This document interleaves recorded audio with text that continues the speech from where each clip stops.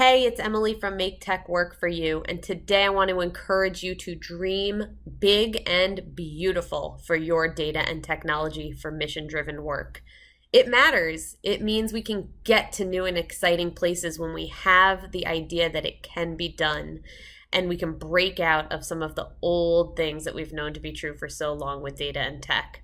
So we're going to look at a really simple example. This is HTML. It's the stuff that makes your websites, but it can make anything. Here, if we have this HTML, we're going to see what it looks like when it's translated into a website form, basically, from this gobbledygook code.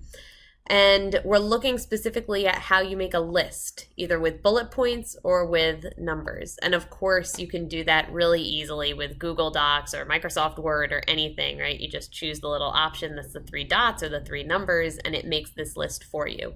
What it looks like behind the scenes is something like this. UL for unordered list, OL for ordered list, right? It's unordered if it's just any dots. It's ordered if it's going 1, 2, 3 or A, B, C. And all you need to do is have the thing you want in between this little piece of code, the list item and closing the list item. So you could copy this and you could put anything. So instead of coffee, I could put soda. And if I hit run, then over here, coffee turns to soda. Great. We've got a list. It can give us so much information. It can be a list of our donors. It can be a list of our programs. We can really use lists in our lives for our data and tech. But does it have to look like this? I mean, we could change the color on it. We could add some code here that says, hey, I want this to be blue, or maybe I want to add an image after something. But I found something so cool. There is a website called answerthepublic.com, and you can kind of pop in any word. I popped in the word nonprofit. And what does it give you if I scroll down?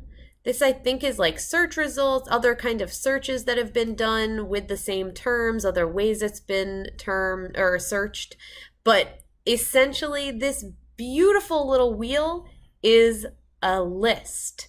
And here are the top items, here are the sub items. So if we needed to add sub items into our old ugly list, we could do it. But that's what this is, right? You recognize the dots. It's an unordered list.